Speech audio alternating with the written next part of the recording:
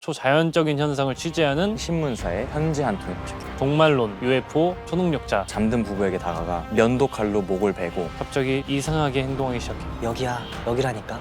눈을 맞췄다 했잖아요. 그게 이 거예요. 와, 이걸 왜 같이 와? 저건 그만 보고 싶어. 누가 확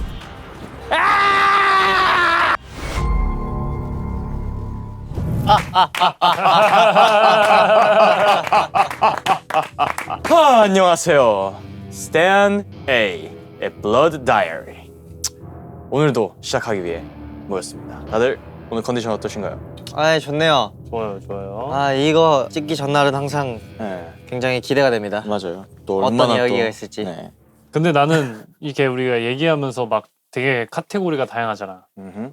미스터리 듣고 귀신 얘기도 있고 그쵸, 오컬트랑 막 그런 얘기도 있는데 가장 나는 무섭다고 생각하는 게 우주의 약간 진짜 과학적으로 진실, 증명된 과학적으로 정말 사람이 약간 압도되는. 실은 우리는 어떤 거대한 외계인의 세포이다. 막 이런 아니 뭐 우주의 구조가 내 세포랑 내 구조랑 약간 비슷하다 이런 거 있잖아. 그러니까 별별 다 있죠. 네, 그렇게 하면 끝도 없어요. 오늘 이 그렇습니다. 편성 안에 안 끝나요. 맞습니다. 하지만 제이 씨는 귀신을 제일 무서워하죠. 사실 맞습니다. 네. 우주까지 갈 필요가 없거든요. 우리 쪽에서 이미 끝나요. 거기까지 제가 갈 일이 없어요. 자, 좋습니다. 오늘도 우리 중에 거짓말하는 A Blood Liar가 있다는 거 다들 알고 계시죠? 오늘 약간 거짓말쟁이처럼 생겼는데? 아 제가 오늘 약간 월- 거짓말 할 것 같이 생겼는데요, 머리 스타일이? 저희 자기 엄마가 이렇게 네. 아, 엄마가 해줬어요, 머리? 네. 자 그럼 첫 번째 이야기는 성호 씨부터 갈까요? 네, 그럼 저부터 하겠습니다. 재밌게 해주세요, 재밌게. 1990년대를 세기의 말이라고 하잖아. 세기말. 이때는 종말론, 심령현상, 맞아. UFO, 초능력자 이런 얘기가 엄청 많았어. 그래서 당시 영국에서는 라이프라고 초자연적인 현상을 취재하는 BBC 다큐멘터리 시리즈가 인기였어. BBC. 이 이야기는 그 다큐에서도 특히 화제가 됐던 제시카 밀러 모녀의 이야기야. 영국 맨체스터에 살았던 제시카한테 결혼 10년 만에 얻은 귀한 딸이 있었어. 그런데 제시카는 걱정이 하나 있었어. 아가들이 12개월쯤엔 최소한 엄마 정도는 하는데 제시카의 딸은 20개월이 넘었는데도 말을 안 하는 거야. 유명한 병원이라는 병원은 다 가봤는데도 병원에서 이상이 없다고 계속 말만 하고 기다리라는 말뿐이었어. 그러다가 딸이 3살이 되었을 때 드디어 말문이 터졌어. 근데 첫 마디가 조금 이상했어. 첫 마디가 go, go, go. go. 그래서 엄마도 아빠도 아니고 갑자기 고가 나오니까 좀 이상했지. 그리고 바로 다음 말이 home. 보통 이제 아기가 처음 하는 말로는 엄마 아빠를 그쵸. 기대를 하잖아. 2회차인가? 그래서 제시카는 뭔가 좀 이상하다 싶었지만 시간이 지나면 다른 말도 배우겠지 라고 생각을 하고 애써 넘어갔어. 그런데 딸의 말이 점점 늘고 나서도 이상한 말을 계속 하더래. 집에 갈래. 내 집은 여기가 아니야. 찰리는 지금 죽었어? 이런 말들을 계속 하더래. 그러면서 자꾸만 자기 집에 대한 얘기를 했어. 뭐 주황색 벽돌에 회색 지붕, 방이 몇 개고 다락방이 어디에 있고. 제시카는 처음엔 그냥 넘겼어. 그냥 넘겼는데 어느 날 그 얘기를 듣다가 제시카가 딱 멈춰. 딸이 그렇게 필사적으로 묘사하는 그 집이 어딘지 알 것 같거든. 할머니 집. 오, 맞아요? 정확했어. 오. 제시카가 아주 어릴 때 가봤던 외할머니 집이었어. 근데 중요한 건 정작 딸은 그 집에 가본 적이 한 번도 없다는 거지.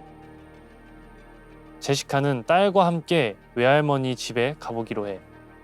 그 집은 맨체스터에서 차로 5시간이나 떨어져 있는 던스터라는 작은 도시에 있었어. 지금은 제시카의 이모가 혼자 살고 있는 집이었고 딱 집에 도착한 순간 갑자기 딸이 이상하게 행동하기 시작해. 문이 다 열리기도 전에 집 안으로 쏙 들어가더니 이 테이블 원래 저기 있었어. 내가 좋아하던 소파 아직도 있네. 여기저기를 가리키면서 너무 좋아하는 거야. 그러다가 액자 하나를 발견한 순간 딸의 표정이 싹 변하더니 그 액자를 가까이에서 보게 해달라고 쪼르기 시작해. 제시카가 딸을 안고서 그 액자를 자세히 보여주자 딸은 이렇게 속삭였지. 역시 찰리는 죽었네. 그 말을 듣고 있던 이 집의 주인 제시카의 이모가 깜짝 놀랐어.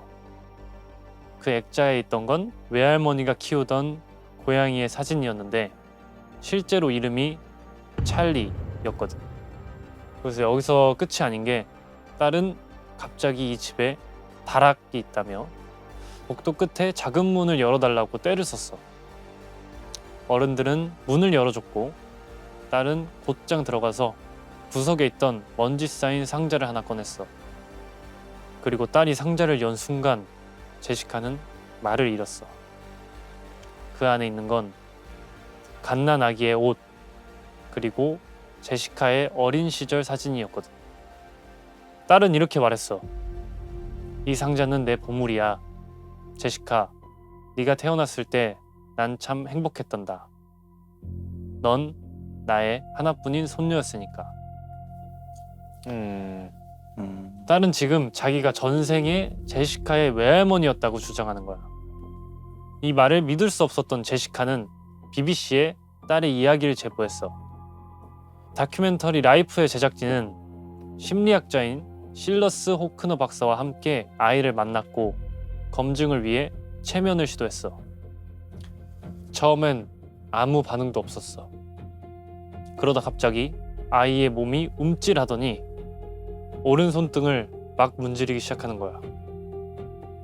호크너 박사가 왜 그러냐고 물어보니까 딸은 손등을 문지르면서 이런 말만 반복했어.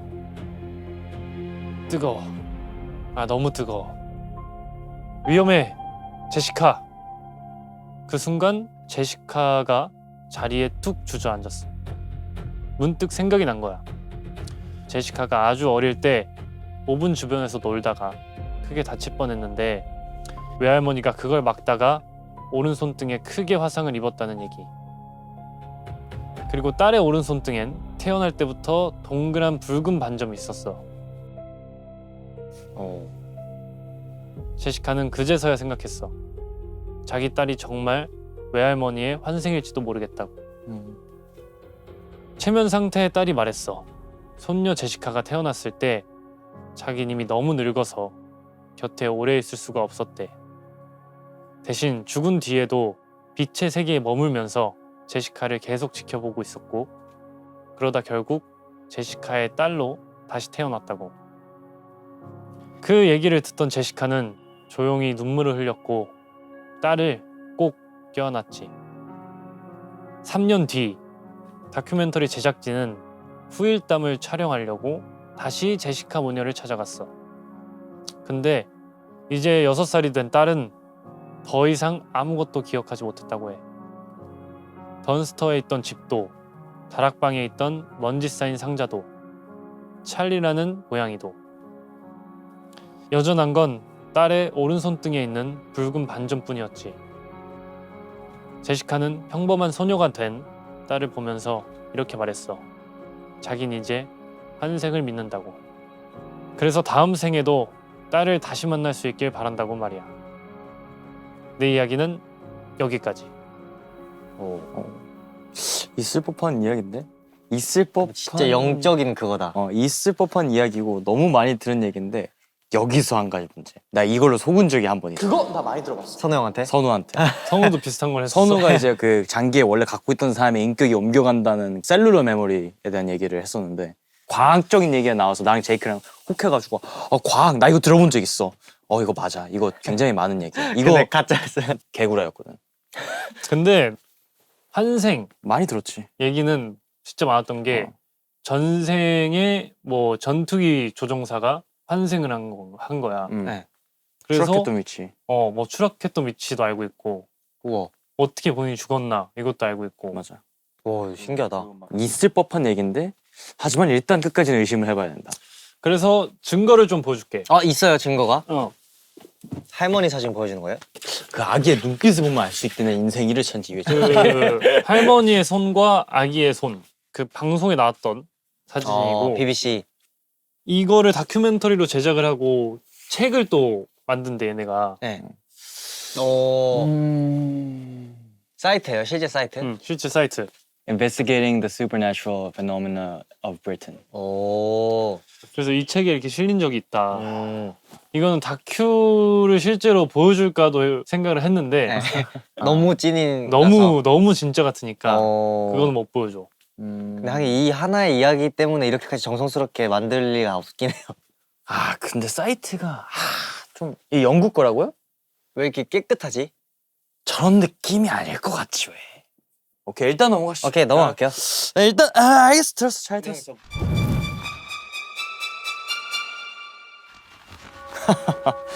자 이제 두 번째 이야기는 누가 하죠? 두 번째 내가 준비했어. 페이크. 오케이, 가짜다, 가짜. 안 들어봐도 될 것 안 같아요. 들어봐도 될 것 같아. 네 다음 사람 넘어가시죠.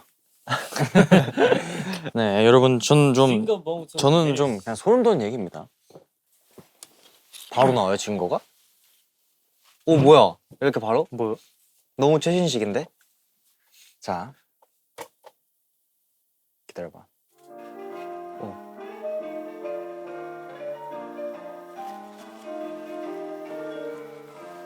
뭐 어쩌라고? 지금 듣는 음악이 어때? 좋아요. 좀만 키워줘요. 재즈 음악 아니야? 오늘은 이 재즈 음악의 배경이 된 이야기야. 1919년 낭만적인 재즈의 고장 뉴올리언스의 한 신문사에 편지 한 통이 도착해요. 오늘 증거가 많이 증거가 준비했네. 중간중간 나오네. 많이 준비했어. 조원 한번 읽어볼래? 오케이. 발신인 엑스맨 내용. 나는 재즈 음악을 사랑한다. 진짜 별거 없지. 네. 그냥 재즈를 많이 좋아하나 보다 싶은 느낌이지만 이 편지가 공개되고 사람들은 경악했어. 왜냐하면 이 편지를 보낸 X는 AXEMAN 도끼를 휘두르는 자 연쇄살인범이었거든. EX가 아니라 X구나. X. 사건은 1918년 5월 23일 새벽에 시작됐어. 식료품점을 운영하던 이탈리아계 이주민 조셉과 아내 캐서린이 집에서 참혹하게 살인된 채 발견됐어. 범행 수법이 정말 잔인해. 누군가 잠든 부부에게 다가가 면도칼로 목을 베고 도끼로 머리를 가격했거든. 면도칼. 경찰이 현장을 샅샅이 살펴봤는데 훔쳐간 물건이 하나도 없었어. 그럼 대체 누가 왜 이런 짓을 한 걸까? 그렇게 수사가 미궁으로 빠지는 듯 했어.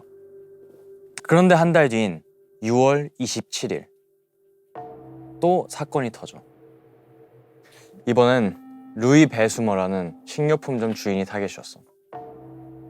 범인은 집 뒷마당과 연결된 문을 뜯어내고 루이의 집에 들어가서 침대에서 자고 있던 루이와 여자친구를 무차별 공격했지. 여기서 끝이 아니야. 8월 5일에는 임신 8개월의 임산부가 도끼에 가격당했고 불과 5일 뒤엔 한 남자가 습격당해 결국 사망했어. 이게 모두 5월부터 8월까지 단 4개월 만에 벌어진 일이야. 하지만 이 사건들은 모두 범인을 쫓을 단서가 없었지. 그런데 하나 둘 공통점이 드러났어. 첫째, 피해자는 모두 이탈리아계 식료품점 주인이다. 둘째, 끌이라는 도구로 뒷문이나 창문을 뜯고 들어왔다. 셋째, 범행 도구는 모두 피해자의 집안에 있었던 도끼였다. 넷째, 돈이나 귀중품은 전혀 가져가지 않았다. 범인은 이탈리아계 식료품점 주인에게 무슨 원한이라도 있었던 걸까?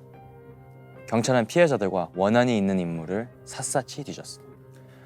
하지만 수사는 이렇다 할 진전이 없었지. 수사 상황이 답답하게 흘러가던 어느 날이었어. 캄캄한 밤, 이탈리아계 이민자였던 찰스의 집에 괴한이 침입을 했어.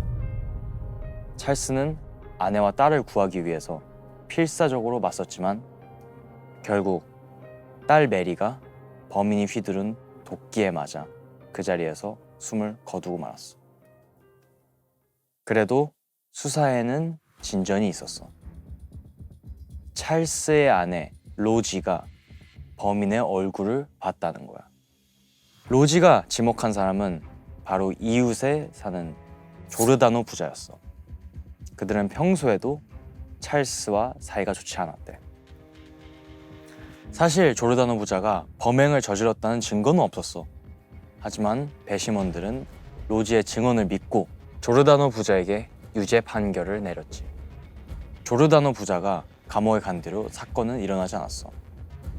사람들은 드디어 괴물을 잡았다며 안심했지. 그런데 1년 뒤 뉴올리언스의 한 신문사에 엑스맨의 편지가 도착한 거야.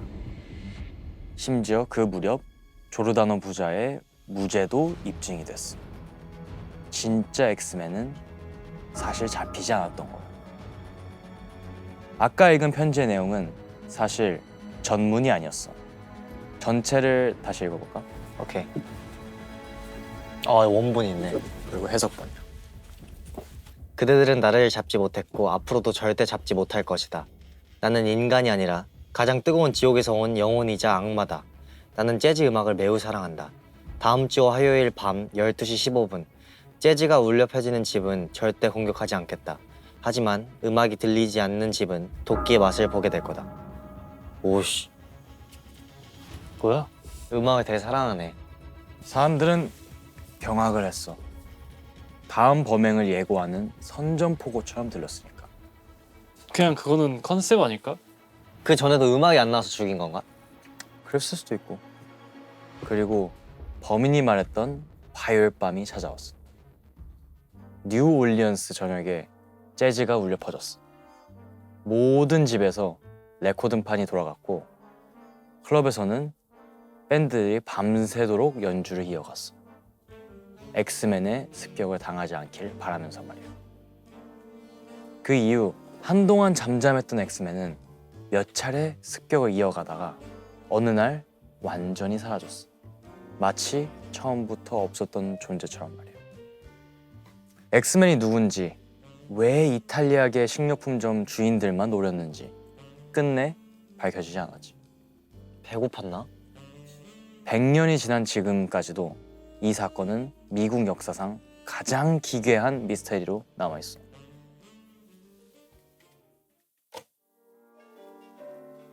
살인을 피하기 위해 필사적으로 경쾌한 음악을 틀어야 했던 사람들의 심정이 느껴지지 않아? 오늘 밤 자기 전에 꼭 재즈를 틀어도 100년 전 사라졌던 엑스맨이 다시 찾아갈지도 모르니까. 오. 그래서 그럼 결국에 안 잡힌 거네. 결국엔 완전 진짜 범죄네. 미스테리로 끝난 거야. 왜 죽였는지도 몰라? 그러니까 그 사람에 대한 걸 결국에 잡아내지 못했으니까 아무런 그게 없지. 근데 알았어. 하나 이제 듣다가 걸렸던 거는 면도날로 사람을 죽일 수가 있는가? 면도날 생각보다 되게 작고 깊숙이 들어가지도 않거든. 응. 배 있는 정도지. 충분히 죽을 수 있지. 아니, 그러니까 면도날이 이렇게 해가지고 넣는 거. 아. 이거 이렇게 생긴 거. 옛날이면 좀 더 날카로웠을 것 같아. 그럴 수도 있겠다. 이거는 많이 죽였어 이걸로. 증거 좀 더 있어. 그 당시 때 신문에 피해자들의 사진과 범행에 관한 실제로 범행 피해자야? 그리고 범행이 어떻게 저질러졌는지에 대한 그런 스크립트야. 실제 그 당시 때 쓰였던. 오. 애매하다. 근데 원래 이런 애매한 게 대부분 진실이었어. 뭔가 확실한 과학적인 게 나왔으면 난 제일 수상하지. 뭐 근데 이거는 약간 뭔가 여태까지 경험상으로 돌아봤을 때 뭔가 있을 법한 내용이긴 한데. 그러니까 경험의 토대로 봐야 돼. 그러니까 오히려 약간 증거물이 많지 않은 게 진실이더라고요. 맞아. 여태까지. 아 그래? 네. 증거물이 너무 많으면 항상 우리가 거기에 속아. 이제 마지막은 저입니다. 오케이. 1970년대였나? 이제 호주에서 잠시 골동품 가게를 연 적이 있었는데요. 그때 한 손님이 저희 가게에 있는 인형을 보더니 요즘 엄청 유명한 인형이랑 닮았다면서 해준 이야기예요. 이 이야기는 1972년 호주 캐리 월튼이란 남자가 장례식에 참석하기 위해 고향인 뉴 사우스 웨일스로 내려가면서 시작돼요. 장례식이 끝나고 캐리는 오랜만에 만난 고향 친구들과 술을 마셨죠. 그런데 한 친구가 이런 얘기를 하는 거예요. 너네 그 집 기억나? 거기 아직도 그대로 있대. 그 집이라는 건 동네에서 유명한 폐가를 말하는 거였어요. 오랜만에 찾은 고향이라서 추억에 잠긴 걸까요? 친구들과 헤어진 캐리는 그 폐가를 찾아갔어요. 슬기운 덕분에 없던 용기가 나기도 했나 봐요. 형들은 갈 수 있을 것 같아요. 폐가를. 형은요? 집에 갈래. 쟤는 못 가. 기절해. 그쵸? 동네에서 한참 떨어진 곳인데다가 불빛도 없어서 그 집은 엄청 으스스했어요. 에이, 그냥 돌아가야겠다. 캐리가 그렇게 마음을 먹은 그때 누가 확 이렇게 발목을 잡는 거예요. 발목을 캐리는 으악 비명을 지르면서 쓰러졌어요. 그리고 넘어지자마자 악 한 번 더 비명을 지르게 돼요.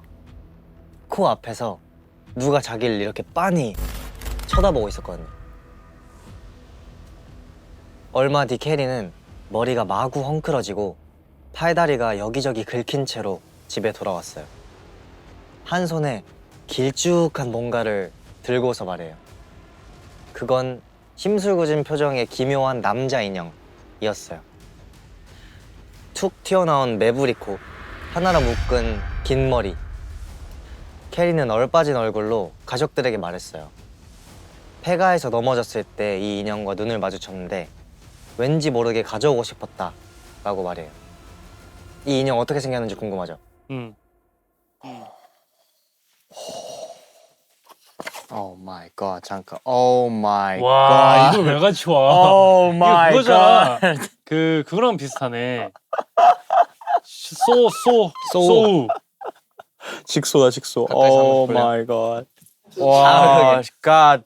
갓 제이저스. 아 그러니까 이게 처음에 친구들 술 먹다가 그 폐가에 갔는데 폐가로 가서 누군가 눈을 마주쳤다 했잖아요. 그게 그게 이게- 이 인형인 거예요. 마주친 인형. 오케이. 와, 와 상상 이상인데. 자, 이야기의 시작은 아니야? 지금부터입니다. 심지어 캐리는 이 인형에게 이름까지 붙여줬어요. 레티라는. 너무 안 어울리는데. 디아블로 이럴 것 같은데 이름이. 이제 브리즈번에 자기 집까지 가져왔어요. 이 레티를. 브리스번. 오. 그런데 인형과 집에 같이 들어갔더니 캐리가 키우던 개가 인형을 물어 뜯으려고 막 난리를 부려요. 그것도 아주 필사적으로. 평소에는 마냥 순진한 강아지였는데 이상한 일은 계속해서 벌어지기 시작해요. 분명 혼자 있었는데도 자꾸만 어디선가 여기야, 여기라니까?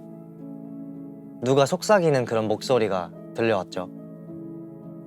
처음엔 환청인 줄 알았는데 캐리의 집에 놀러온 친구들도 매번 똑같은 얘기를 했어요. 혼자 남겨질 때마다 자꾸 누가 말을 건다고. 근데 그 목소리를 들으면 자기도 모르게 몸을 확 숙이고 아래를 보게 된다고요. 그 목소리가 항상 밑에서 들려왔기 때문이죠. 마치 키가 작은 무언가처럼. 그래도 가장 견디기 힘든 건 역시 그 소리였어요. 매일 밤마다 자려고 침대에 누우면은 차박 차박 차박 하고 작은 발소리가 들려왔거든요. 그 소리는 매일 밤마다 선명하게 캐리를 괴롭혔어요.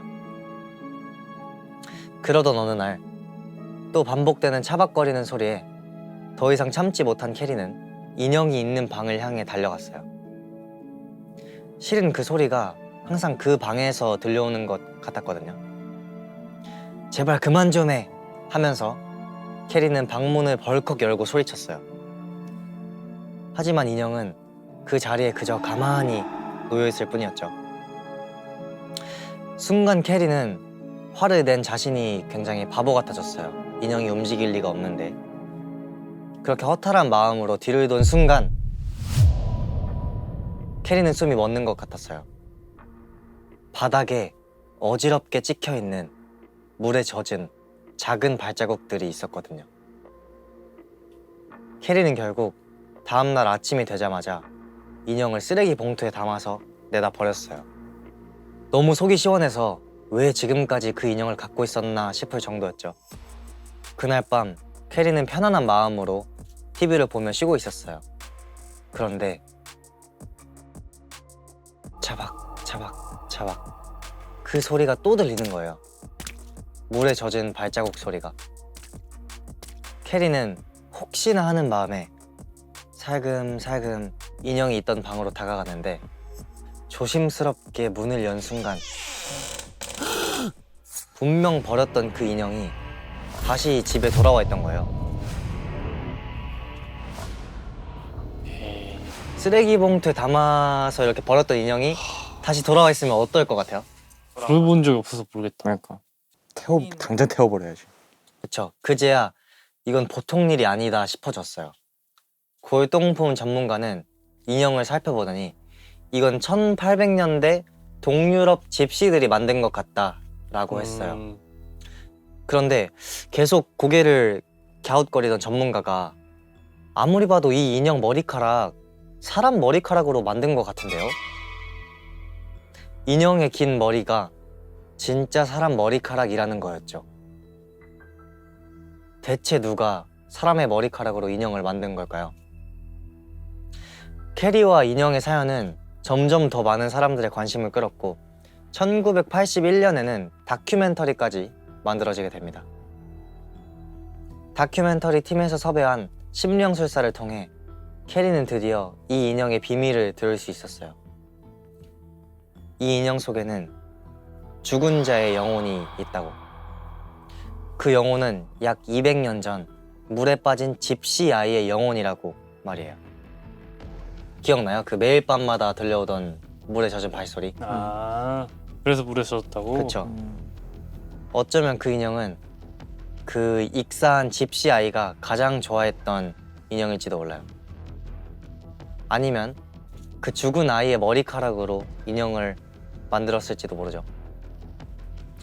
방송 덕분에 캐리의 인형은 큰 화제를 모았지만 대부분의 사람들은 이 이야기를 진짜 믿지는 않았어요. 결국 1994년 답답해진 캐리가 또 한 번 인형과 방송에 나오기로 했죠. 그런데 녹화를 하면 할수록 캐리는 불쾌해져요. 캐리가 무슨 말을 할 때마다 제작진은 피식피식 웃으면서 자기들끼리 눈빛을 주고받았거든요. 그들은 캐리의 말을 믿지 않을 뿐만 아니라 비웃고 있었던 거죠. 그래도 인터뷰를 화를 꾹 참고 계속 이어가던 와중에 어디선가 비명이 들려왔어요. 조명도 막 정신없이 깜빡이더니 파팍 소리가 나면서 전구가 다 깨지고 난리가 나요. 깜짝 놀란 제작진이 허둥대는 동안 캐리는 느꼈죠. 그들의 비웃음에 화가 난 건 자신뿐만이 아니었다고. 이 장면은 호주 전역에 고스란히 방송됐고 캐리의 인형은 호주에서 가장 섬뜩한 인형이라는 별명을 얻게 되었다고 해요. 세월이 흘러 지금 그 인형은 어떻게 됐을까요? 뭐 봉인됐겠지 어디 어딘가. 보관하고 있나? 어디 박물관에서 태웠다. 봉인해놨겠지. 정말 놀랍게도 캐리의 인형은 여전히 캐리의 가족과 함께 지내고 있다고 합니다. 지금도 인형을 방에 두고 문을 잠그면 어느샌가 잠금은 풀리고 문이 열려 있다고도 해요.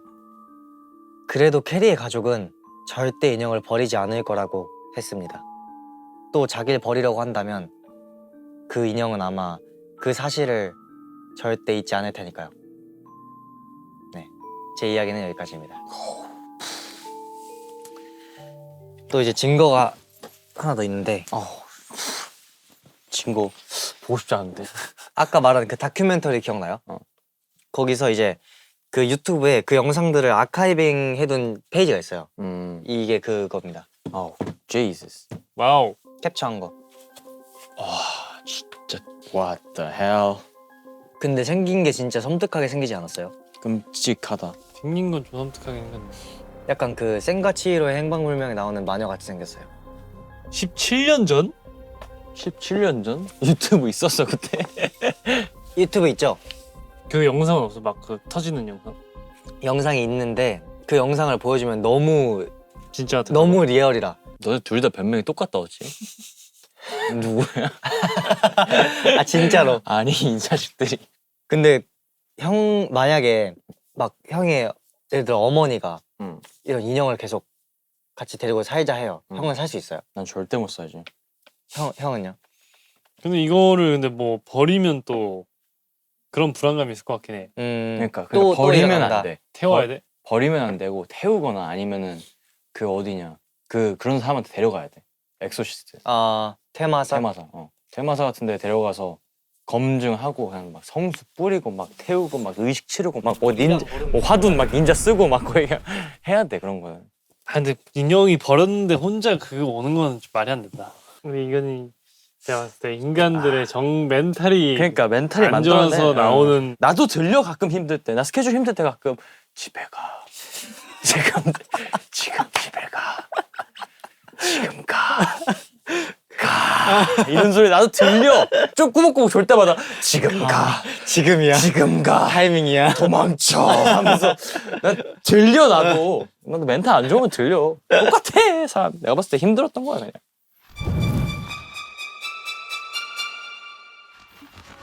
좋습니다. 그러면은 블러드 라이어를 한번 찾아볼까요?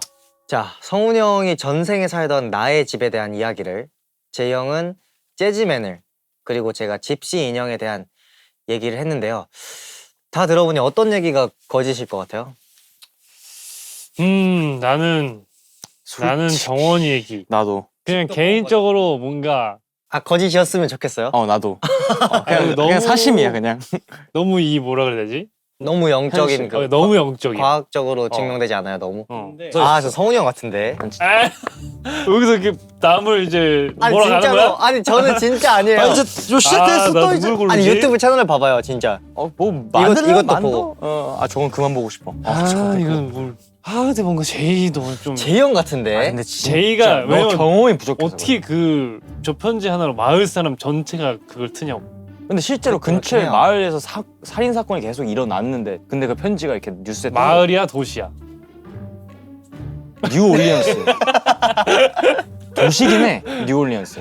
그 도시 전체가 재즈를 들었다고? 그렇게 안 될 것 같아. 갑자기 너 옆에서 이웃들이 한 3-4명이 막 도끼로 찍혀 그러니까 우리로 죽었대. 따지면 용산인 거잖아. 그러니까 용산구에 그쵸. 이렇게 찍혀 죽었대. 그러면 쫄리잖아. 당연히. 뭐 제이 형 같은데. 얘 또 몰아가는 거야. 아니, 이거 몰아가는 진짜. 게 아니라. 이게 경험에서나 나오는 아니야. 짬에서 나오는 바이브가 있다고 나는. 형 이제 제이 형 표정 잘 봐요. 자, 라이어가 아닙니다 이러면 제이 형 바로 그냥 이렇게 한대요. 바로 한대요. 바로 해요 이 형. 아 제이 이 형 라이어예요, 제가 봤을 때 이 형이. 난 진짜 아니야. 난 진짜. 아니 진짜. 그런 거 같긴 하다. 아니 진짜 이 아니야. 형 지금 콧구멍 벌렁벌렁 하잖아요 지금. 뭔가 어색할 때 그 표정 나오잖아. 아니 근데 진짜 한번 제대로 봐봐. 진짜 아니야. 뭐 아니에요. 아니야 진짜. 진짜 아니야. 아니 진짜로. 아니 뭐 어떻게 말할 방법이 없는데. 밤이 깊었습니다. 제발. 동이 트기 전에 진실의 심판을 시작하겠습니다.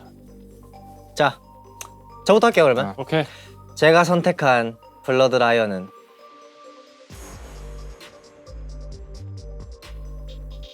제이 형입니다. 난 내가 돼도 상관없어. 난 너가 거짓이면 돼. 저도 제가 거짓이었으면 좋겠어요. 오케이. 네. 제가 선택한 블러드 라이언은 정원입니다. 그러면은 제가 선택한 블러드 라이언은 쟤입니다. 야, 이 팔랑기야! 내가 아니라 했잖아! 야! 아 이게 성훈이 형인가? 야. 아, 이거 느낌이 안 좋은데? 이거 사기 당했을 것 같은데, 왠지. 형 콧구멍 벌써 벌렁거리거든요 지금. 아, 진짜 아닌데. 아, 이거, 그 표정 이거 하고 싶었는데 아니야. 못해가지고. 아, 이거 아니야. 진짜 이거 아니야. 이거 다시 생각해봐. 얘인가? 난 아니야. 얘인가? 자, 가장 많은 지목을 당한 뱀파이어는 저입니다. 아휴. 지금부터 라이언은 손을 들어 정체를 밝혀주세요. 들어. 빨리 들어. 쟤 너잖아. 손 드세요. 나을 것 같아? 손 드세요. 하나, 둘, 셋.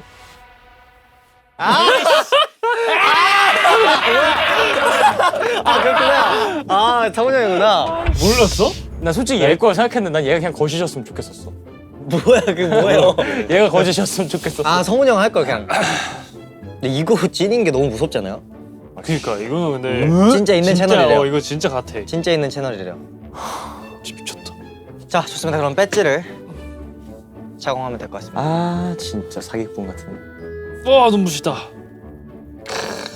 좋겠다. 좋습니다. 오늘 함께 하셨는데 어떠셨나요? 네, 너무 사심이 들어갔던 것 같아요. 아쉽긴 하네요.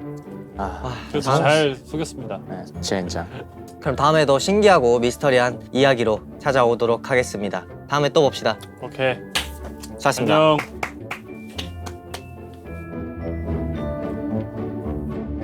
영생을 누리는 뱀파이어의 미스터리 기록 블러드 다이어리. 나 들어갈게요. 갈게요. 딸은 손등을 문지르면서 이런 말만 반복했어. 뜨거워. 아 너무 뜨거워. 위험해 제시카. 아, 왜요? 나 내다놓자리 애가 뜨거워. 그리고 할머니야 할머니. 범죄도 아, 그래요? 거의 네, 최대한 알겠습니다. 네, 범죄와 전쟁이에요. 멤버분들 보면서 한번 얘기해 진짜 볼게요. 미치겠다, 인사 진짜. 짧으니까. 갈게요. 뜨거. 넘어가요. 그러면 위험해 제시카가